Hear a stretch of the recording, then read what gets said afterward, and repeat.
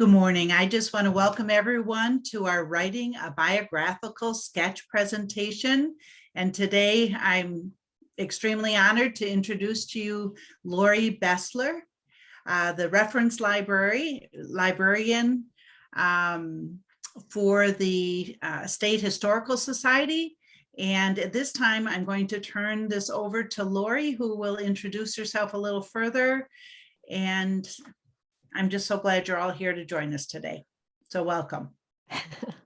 Yes, welcome everybody. This is going to be really interesting. It's one of my favorite presentations to give because it's one of my favorite projects to do with my own research. So I am Lori Bessler. I've been a reference librarian now over 35, almost 35 years, doing research over 45 years on my own family. So come here with a lot of experience, but still learning every day. That's one thing about being a librarian. You get to learn something every day, which is great. So today we're talking about writing a biographical sketch. So first question is why? Why do we bother doing a biographical sketch? So you don't let your research go to waste. Truly get to know your ancestors. I really have, through this process, gotten to know my ancestors, those especially that I've been reading about all these years. Going through this process really brought them more to life in a lot of ways. And also, so your descendants know the stories and they are your main audience, although that they're not your only audience. So it's not even just the immediate family, though. It could be those distant cousins. It could be people, generations ahead of us who are not even born yet, who would love to learn the stories that you're uncovering about these people. This is a manuscript from 1951. It was written by Nettie Hill Adams. Now, she happens to be a distant cousin of mine, and she wrote this in the mid-1950s. It's got about 10 or 11 pages to it. There's a paragraph in here about Frederick Hill, son of Collins I and grandfather of Nettie. Married Mahala Elizabeth Shaw, who was the first of the Shaw daughters to take the name of Hill. He was wont to say, I didn't suppose that all of the Shaw girls were going to marry Hill brothers. It looks as if they couldn't get husbands from any other families. So it's an interesting phrase that I would never have seen on any documentation. I've never found that noted on anything else except this memory of a granddaughter of her grandfather. This grandfather of hers is my 3 times great grandfather. So that was quite a find. And thank goodness Nettie wrote this down, wrote down research, and that her descendants saved that and put it in a family history collection at a, at an institution, a small public library, but also through a distant cousin is where I found this. So who do you actually write the biographical sketch on? You're going to create a list of ancestors. That's your first thing, is figure out. Now, ancestral lines are the direct lines. Those are parents to grandparents to great-grandparents. Collateral lines are the cousins, aunts, and uncles. And it doesn't mean that they don't have great stories. I got really cool, interesting stories about a lot of aunts and uncles of mine. But I choose to go down the ancestral line because I tend to know more about those people directly. So you choose one person, and I suggest actually just choose one person that doesn't have a lot of documentation. I would never have started with my great-great-grandfather, David G. James, because he was in the Civil War. He was a U.S. or a state senator. He was heavily involved in business in Richland County. It's like that was almost too much to pull together. Instead, I chose someone that I had a moderate amount of information about. It just made it a little bit more doable, I guess. So in the first 5 generations, including yourself, there are 31 ancestors to write about. And I say include yourself, knowing I still have to write my own. But I encourage you, I really do encourage you to write those stories about yourself as well, even if it's to, dictate into your device. That's a possibility now. And so think of that as well. Now, one of the reasons I chose this lady is because of this one obituary I have for her. This is from Richland Center, 1901. This is a great-great-grandmother of mine who died. Mrs. George H. James, an early settler, died at her home. Mrs. James, Mrs. James, Mrs. James. It never says her first name. That's like, that's just wrong. We need to know more about this lady. And I do tend to pull the ladies' stories out of the tree more than I do the gentlemen. But it mentions a few things. And this woman's story is so interesting. So many things more than she was a settler. Her maiden name was Heard. She was born in Canada. She married so-and-so and she had these children. That was all. So where is she in my tree? I'm way off to the left there. And she is my great-great-grandmother, Lois Eames Heard. That's how far out I went to find my first person I would write about. First question, do you know enough? Do you have these basic resources, the obituary, and possibly more than one obituary? Each census they showed up in, and I don't mean just the population schedules. It is possible to grab stories from the agricultural schedules, the mortality schedules, all of those. Vital records, do you have their birth, marriage, and death record? An anniversary, did this person, especially when you're dealing with the female ancestors, did this person and their spouse make it to 50 years, even 25 years? There could be an anniversary announcement in the newspaper, and that could give you even more stories than an obituary could. And Lois is a great example of that. I'll show you why. Do you know who their family is? Their parents, all of the names of their siblings, and not just names, of course, but their birth, marriage, and death dates as well. Their spouse and their children, and then down to grandchildren and so on. Because later you're going to look at what was happening with all of this extended family at the time this person was living. Because all of the experiences of those extended family members, when they were born, when they died, when they were married, those all affected your main person you're reading about or writing about. What documents should you include? So look at the handout now. If you printed out the handout, I have a list of different documents. And I mentioned first, the census, the vital records, the obituary, also the cemetery. Have you found out where they were buried? Were they involved in the military at all?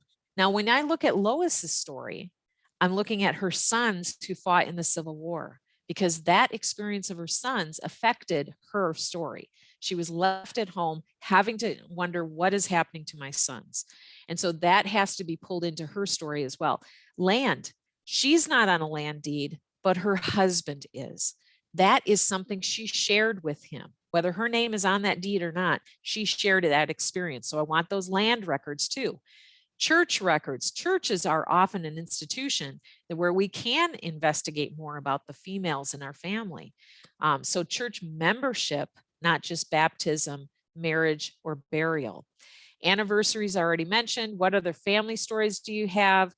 These don't have to be lengthy. It could be just a quick little sentence of something that was passed down through the family. She had gray hair. We always knew she had gray hair, or she had blue eyes, whatever it is, that needs to be included as well. General history of the area. And you can see county histories and newspapers are going to help you with that. Also, there's a website called Our Timelines, and I'm going to show you an example of that with Lois's story. It gives a general history of what's going on during this person's lifetime, mostly national or international headlines that are events happening at that level, but it still puts them into historical perspective and starts you thinking about what was it like during that time for her to be living in that location during that time. Consider privacy and sensitivity issues when you're writing these biographical sketches. Now, my grandparents, I didn't know at the time before my mom passed away, but her parents actually had gotten married about 5 months before she gave birth to their first child. And so that's a family story that does not necessarily belong in the biographical sketches at this point, because she still has children living. My aunt and 2 uncles are still living. And so that has to be considered when you're dealing with writing out these stories. What I do tell people is keep those as separate writing projects. You definitely don't want to squash those stories, because that is important to the advancement of the family, but it is something that has to be protected to some degree, and make sure the people who are going to inherit your writings actually understand the severity of that as well, the delicacy. Photos to include. include of course, pictures of those people, maps of where they lived, actual maps. You can put a pinpoint or an icon of some sort, a little arrow to show exactly where they lived. And then another arrow, this is where they went to church. And this is the road they would have taken. You can do a lot with maps now to really make it more visible for the reader to understand more about that person's story. Images of the places they lived. Now, a lot of times you can go to places like Wisconsin Historical Society's website, wisconsinhistory.org, and find photos that can be then used in these biographical sketches. And you can find like street scenes or even a bird's eye map of the town where they lived with a little arrow then showing where they were at the time. And those are all resources that are going to be more visual to go along with your biographical sketch. Give descriptions of the photos in your sketch. Take time to write the little information under the little paragraph underneath the photo to even identify what you believe to be the information in that photo. This photo came from about the 1870s. I estimate that because she has this situation, she's wearing this dress, she's whatever the circumstance is, go ahead and write a little description. And then also save your photos as TIFF files. It helps a lot because one of the goals when you're writing these biographical sketches might be that you want it to be in some type of a book or booklet that then can be printed and then shared through libraries or through the family members. And so you want those photos to be high quality and able to be manipulated with cleaning up software kind of stuff. So TIFF files are best. So who is the network of that ancestor you're writing about? All right, who are all the people around them?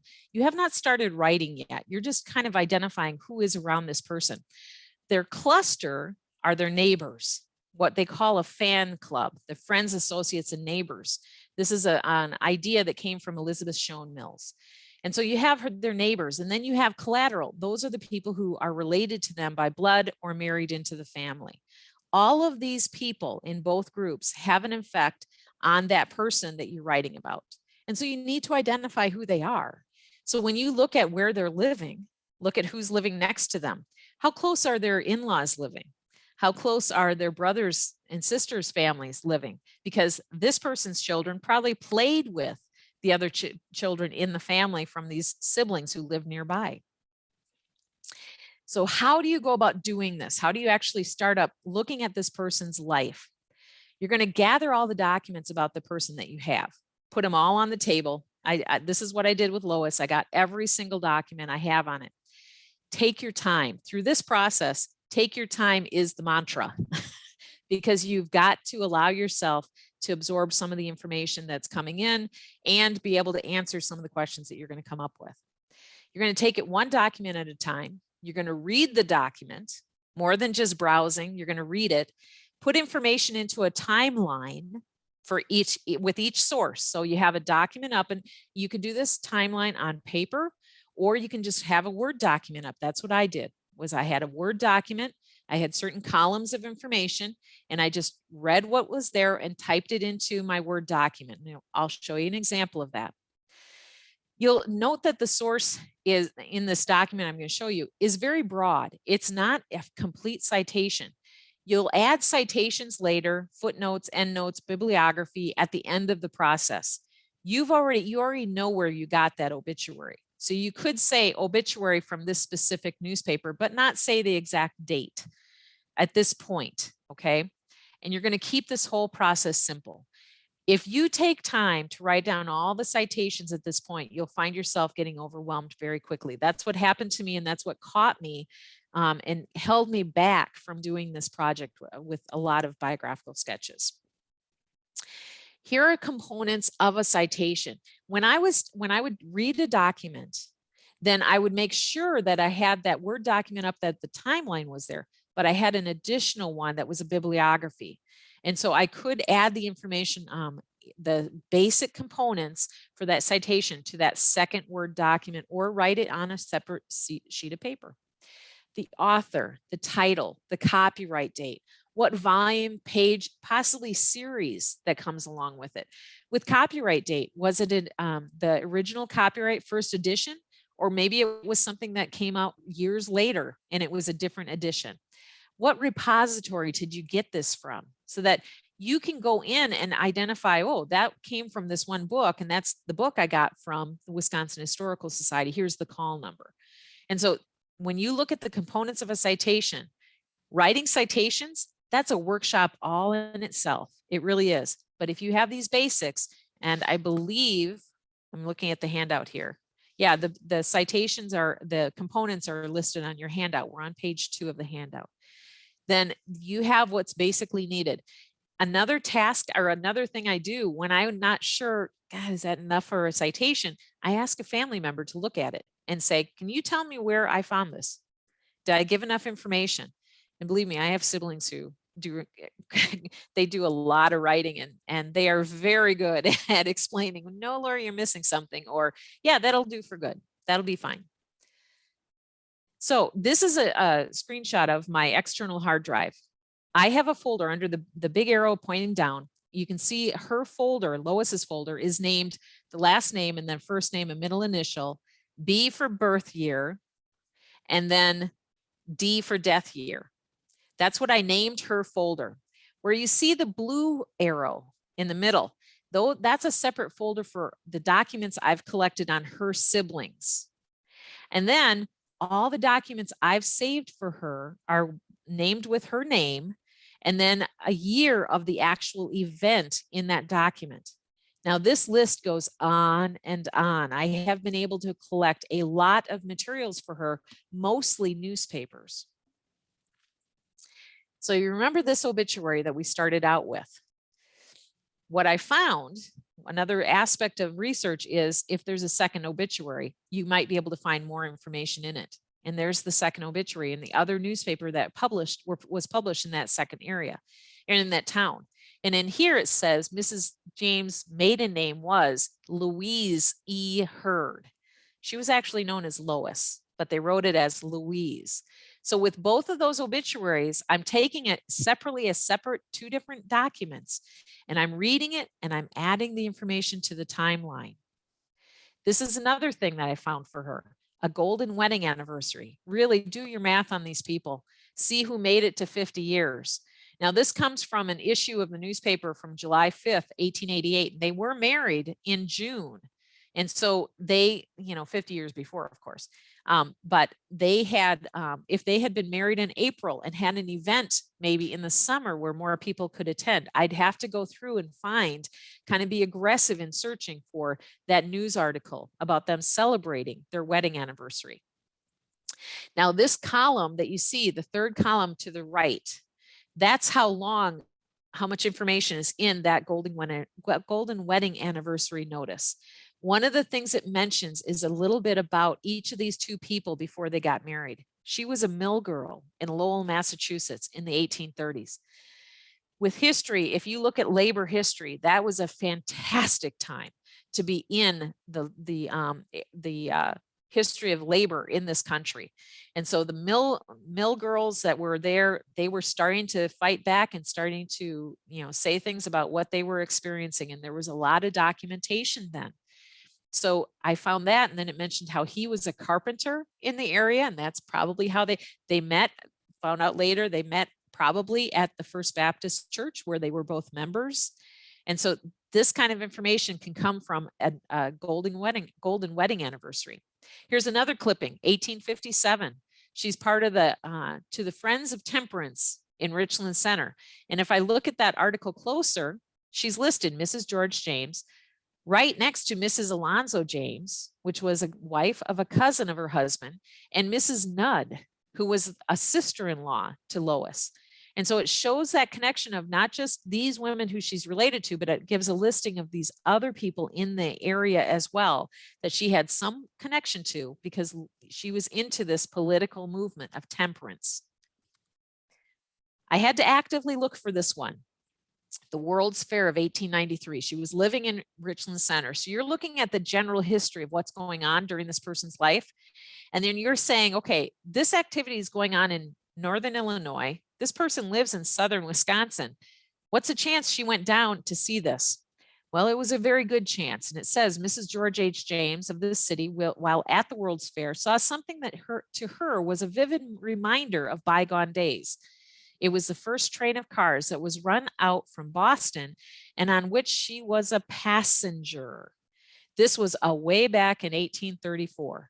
Now, she was in Lowell, Massachusetts as a mill girl at the time. And so what was fun about this is I ran across this around the time that I was obsessed with the TV series on PBS about Victoria. And I found out what kind of car it was. And it was the kind that they showed in that series about Victoria riding that train. So that was really cool in itself.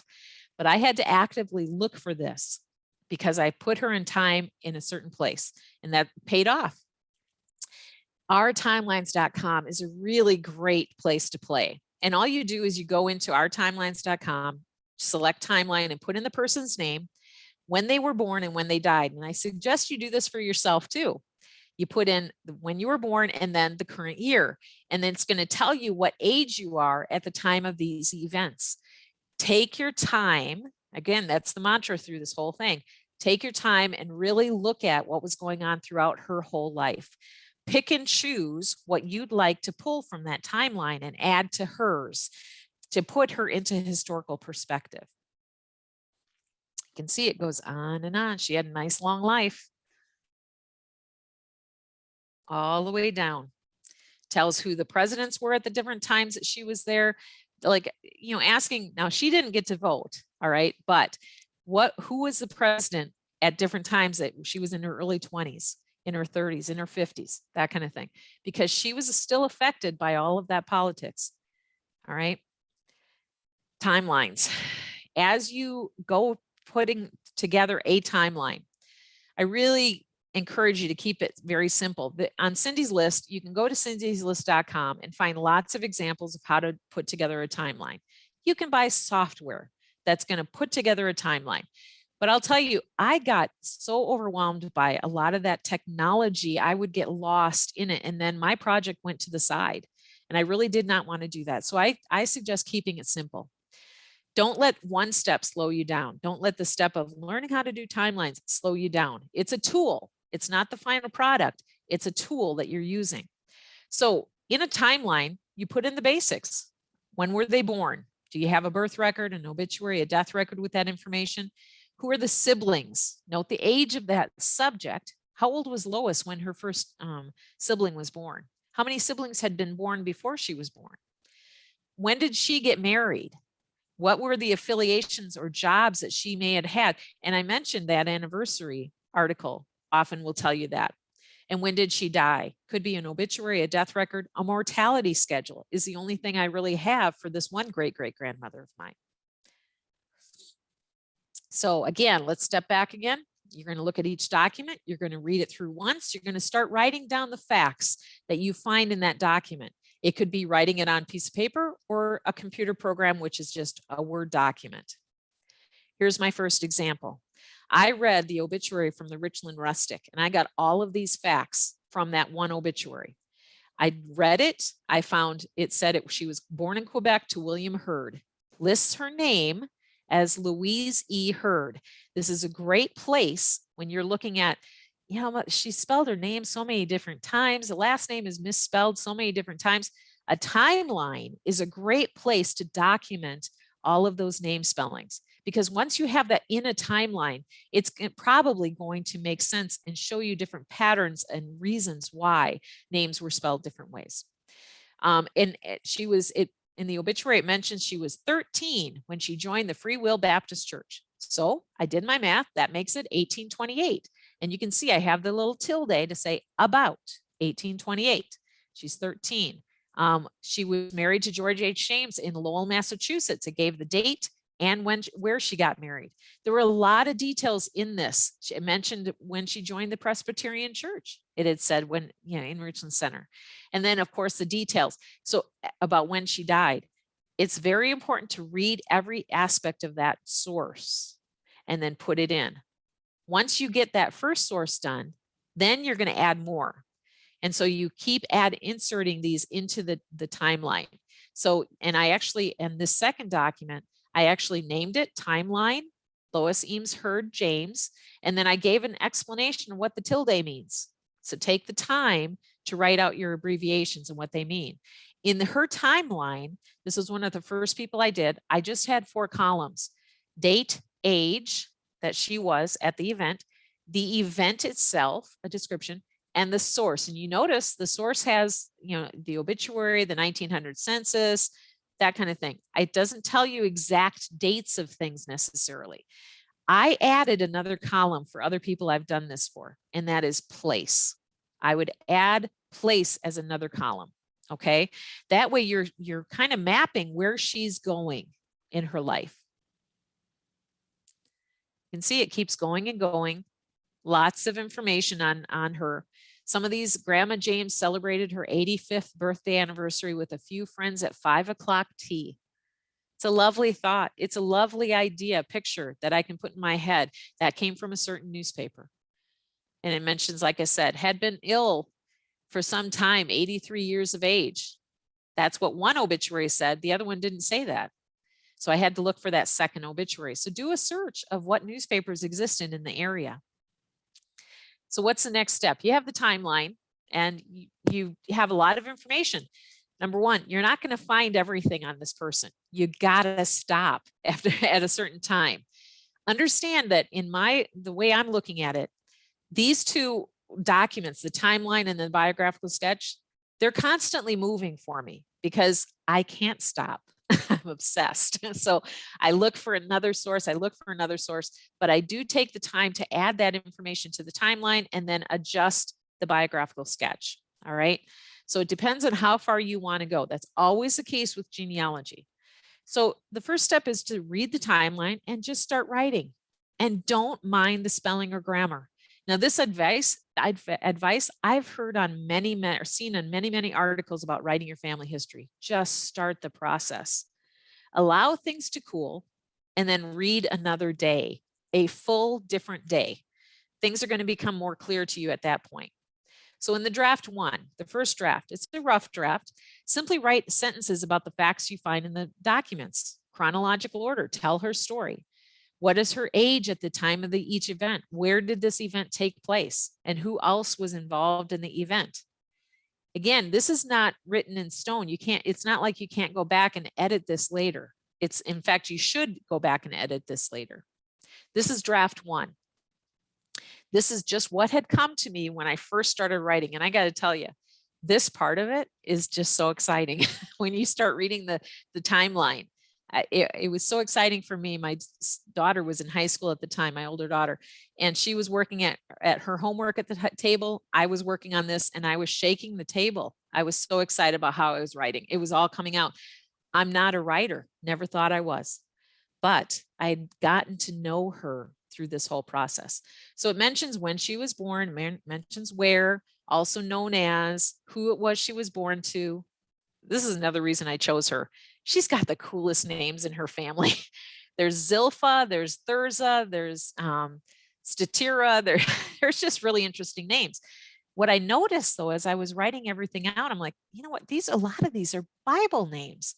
So I put that in as a reflection that I came up with. Lois's middle name was kind of odd. I thought, Eames, who's Eames? And I found out by making sure I included the information about her siblings that was her mother's sister's husband. And so she was named the middle name after an uncle, basically, and someone who was not blood family, but married into the family.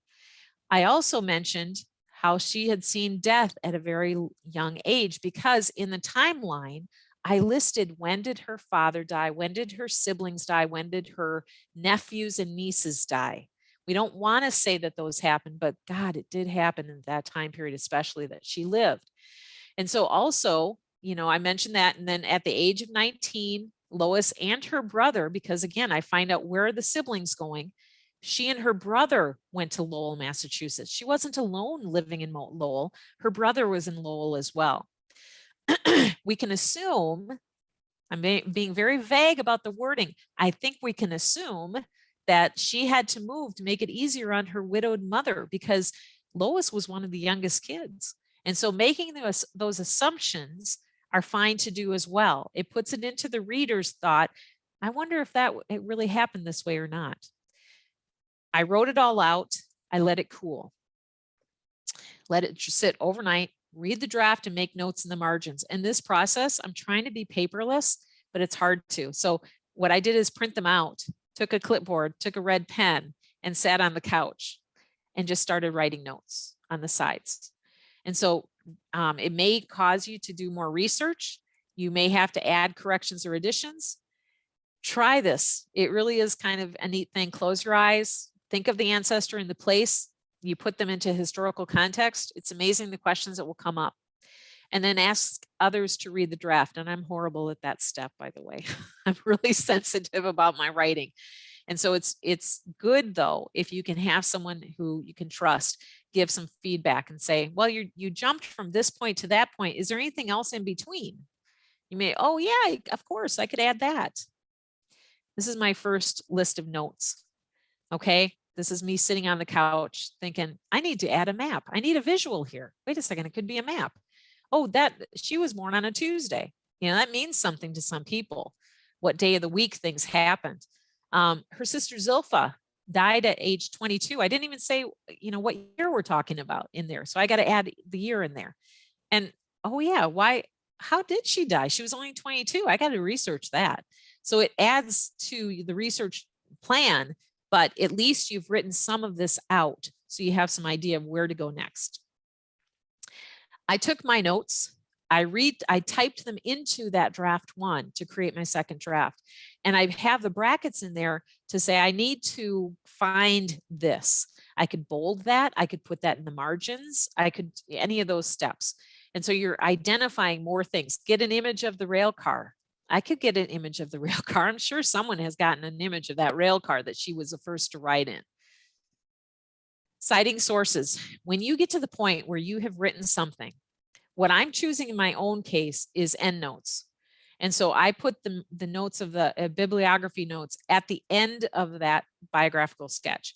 I don't like footnotes. Some people do. Footnotes will tend to grab the space on that page, and it's hard to follow the flow of the story sometimes that way. And I'm thinking mostly of my descendants who really need to, I really want to encourage to read all the way through. The footnotes will block that for them. How do you write a citation? There's lots of resources out there. Elizabeth Schoen Mills has a website with lots of ideas. And if you wonder more about how to do that, definitely contact me.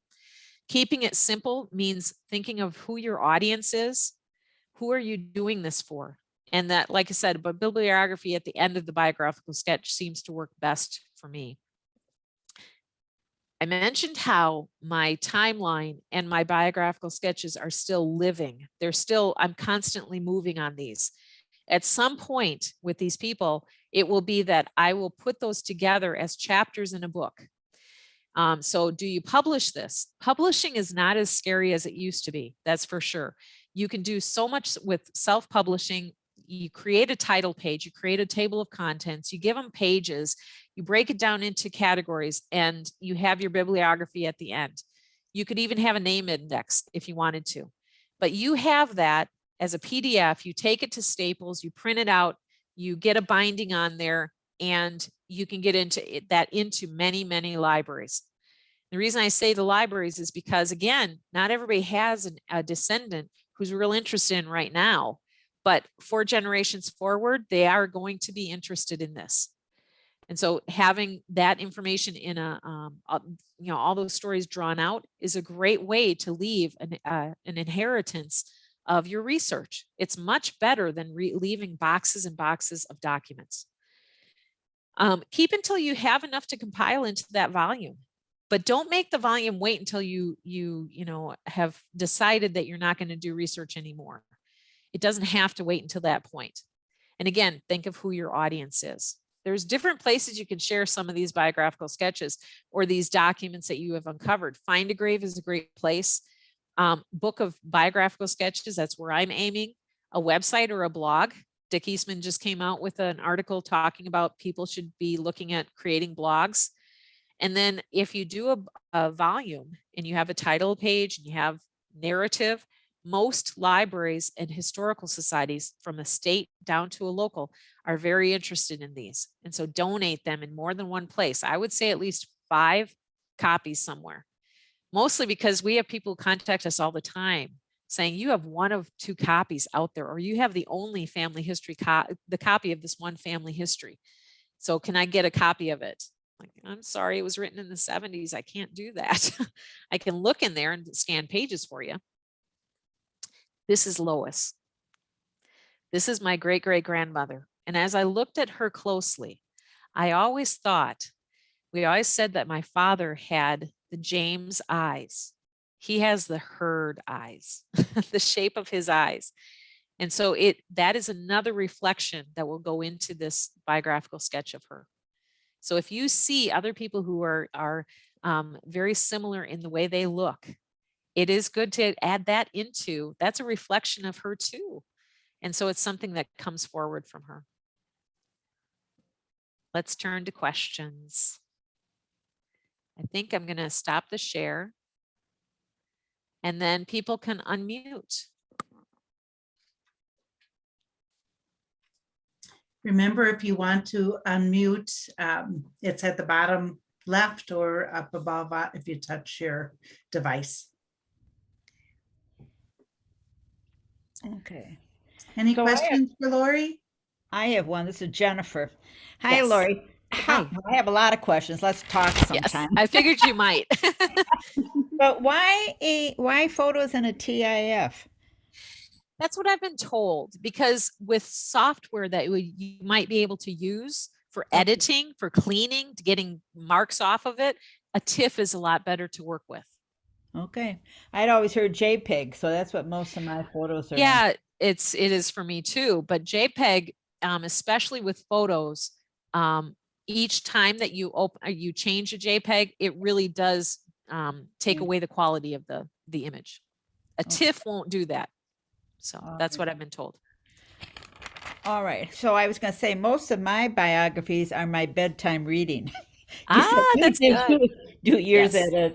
on the sofa or whatever, but I use yellow highlights, and I have boxes of it, and I'm just thinking about throwing most of the stuff out because I also have drafts on my computer. So I mean, I'm really Yes. double dipping. I do that too. Yeah. The other thing you really surprised me, you just said here at the end, donate 5 copies? Yes. Yeah. Really? I would say 5 copies. Find 5 libraries. Oh, You should be able to find 5 libraries. Oh yeah, no, not 5 copies to the I same thought you meant library. They 5 won't take it. But that's No, what no. I thought. I Sorry. know. Wow. I should have clarified. So Okay. 5 different research institutions, and consider those local historical societies as well as the state or national. Well, I also did the migration route. So they started out in Yes. Massachusetts, New York, Wisconsin, Iowa. So those institutions along that way have copies. Yes. Yes. Very important. And, a Right. lot of those stories, there's a family in our family, the Briggs family is one of our family trees. They come from New York and come over to, actually from Vermont through New York. And I have a brother who's investigating the route that they took in the 1830s and 1840s over to Wisconsin, Michigan Territory, and then Wisconsin. So yeah, so having that, going along that route and saying, you know what, someone around the Erie Canal might be interested in this. So Right. let's put a copy over there. Okay. Yeah. All right. Good point. I hadn't thought about the Erie Canal Museum, but that's an option Yep. too. Okay. Yep. Okay. Museums are awesome. Also have a research aspect to them as well, a living research aspect. So Okay. You did a good job. thank you. It always does. Any other questions for Lori? People are quiet. I think Mary Jane has a question, but she's not, she's muted. Okay, let's see if I can help. I think Phil is.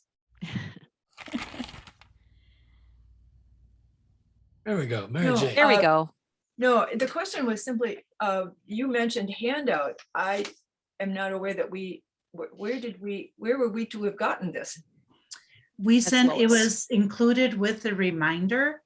Oh, we okay. just didn't. Yesterday. Okay, Yeah. yesterday. Yeah, I'll find Okay. it. Didn't read, our fault. I didn't no understand. worries, no worries. I think it was maybe Monday. Yeah. Oh, okay. I think one thing I do, you know, when I talked to Mary Jane and Jennifer, and they both have experience writing. The reason I went very simple with this structure is because I think so many people, when they're family historians, really get into the research and they're kind of intimidated by the writing. I certainly was. Okay. I come from a family of writers and I just am lost sometimes as to how they put it all together. I mean, my brother-in-law has written like 15 books and it's about law and it's intense. And so it's, I think, having a system that's like a 5-step, a 10-step has helped open this up to the possibility of people feeling more comfortable.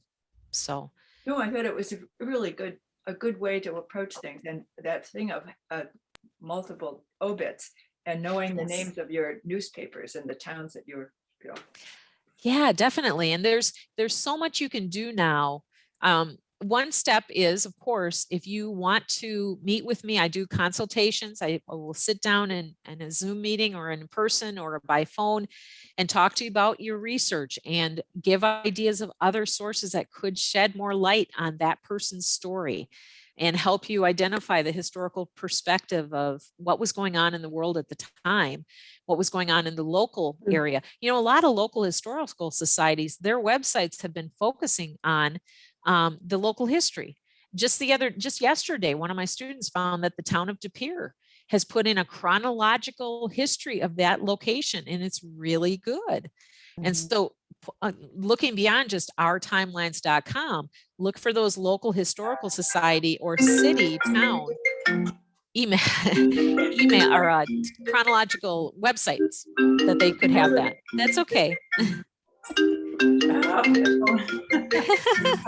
Bill's gonna nab it. Okay. There we go.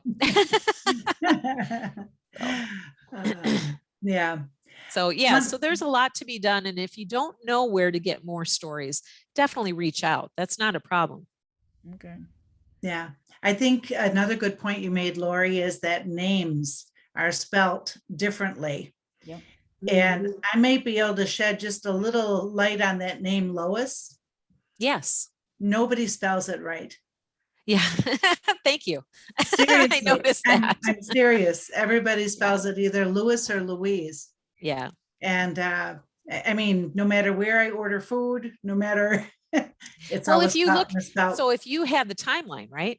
And you have it noted, she went by this name, and then you say the source. This was a newspaper, and down lower down, this was her probate file, or this was her marriage record. There's some heaviness that goes with some of the documents that are like other ones are, of course they messed it up. It was a newspaper, you know, so Right. that helps you sort that all out. Yeah. Absolutely. I'll make one comment on that. In my, I'm writing a chapter right now, and it happens to be Norwegian families, and their names are all over the place. Oh and my gosh. So I'm, in the very first paragraph, first of all, look, it took me a long time to figure out what AKA means. But nobody told me that. Okay. Also known as? Yes. So people do that all the time. They'll write AKA, what the hell? So anyway, I am putting relatively quickly in parentheses, also known as, and I'm spelling it all out right there, 5 different spellings for the name. It's good. Yeah, of course. And then I'll usually say, in this chapter, the name will be spelled such and such, based on such and such. Right. And earlier family history was done in 1961, and I figured those people probably knew the correct spelling. I may be wrong, but I'm just usually going by that as my fallback. It's a note to the reader. That's always appropriate. Yep. Note to the reader. I think this. You guys might think differently, but this is where I came up with this thought. Right. Yeah. Another way that I phrase things, you talked about writing, I think such and such. I just literally put the word question and I write out the question. Yeah, I've seen people do that. Whether it's going to be researched later or the next generation. Right, exactly. Because we're not going to find out everything. There's just no way. So that's why I say too, is that you decide how far this project goes. I'm 55. I have two wonderful daughters who are mildly interested. I think they allow me to go on every now and then just say, okay, that's enough, Mom. And so they are hopefully at some point going to be interested. Although my older daughter's like, you're doing it all. I don't need to do any of it. So I'm like, well, this is my job. This is my project. It's not theirs. So handing boxes and boxes of documents to somebody, not an option for me. That's right. I just can't. Yeah. Mhm. My incentive for getting mine done was when my husband and I had our wills done. And my husband looks at my son and says, Jonathan, do you think you can handle this? And Jonathan says, well, Mom's got to do something about her genealogy. You're right, Jonathan. That's true. Yep. So, From the mouths of babes, That's right. That's even true. older ones. But That's true. any other comments or questions? I have a comment. Yes. Jennifer, you might be related to me because I'm half Norwegian. I'm a quarter. All right. I just wanted to throw in that I'm a member of the Norwegian American Genealogical Yes. Center here in Madison. Yes. And so I just wanted to toss that out, that if you have some ethnic connections to whatever ethnicity you are, it really helps. Yes. You know what is that they are actually having a tour. I just sent out an email blast today. They will be having a tour in October where they'll take a group out to Salt Lake City. And it's a very hands-on project. They have staff members from Norwegian American that will go with. They will meet every night and help you analyze what did you find today, what should be what you look at tomorrow. It doesn't have to be just Norwegian, but it's they'll hold your hand through the whole process kind of trip. And so if there's a possibility, that's a great opportunity. And the other thing about that is that when I visited there, I noted that there are quite a few family albums that people have donated.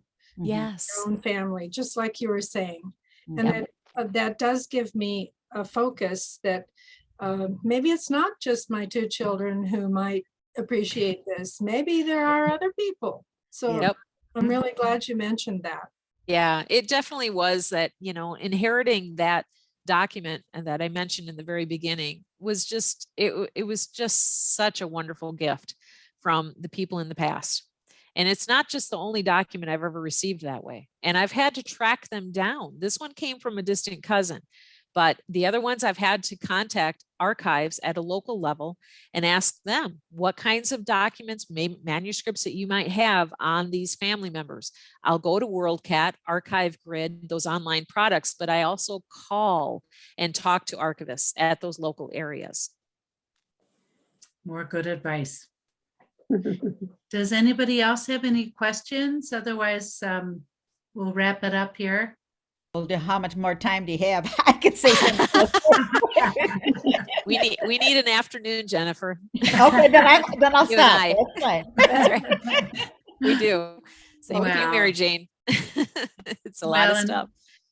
I just want to I thank would just- everybody. Oh, you have another Wait, question? One comment, if you are going to go over to campus to go where, to the historical site, if you would check the UW's classes when they are in session and when they're out, you're going to have so much more time to be able to deal with these staff members when it's where the classes are finished and the next summer session hasn't started yet, or it's a minor one, because then you have to also find more parking. And Yes. you can have so that's just, if you're not a student, then look for the time when they're not unlikely to be on campus. That Well, seems also like- you might not get a table to sit at I because know. we are the place to study. We're covered all the time when school is in session. All the tables are taken. So That's just that's Another great suggestion. yes. Yeah. Well, I want to take the opportunity to thank Lori for presenting for our group again today, and to all of you for attending. We always have more to learn, don't we? yes. Yes, that's the best thing when you have Thank meetings you. like this. So if anyone needs help, just reach out. If you have my handout, you have my contact information, even the office number. Thanks so much. All right.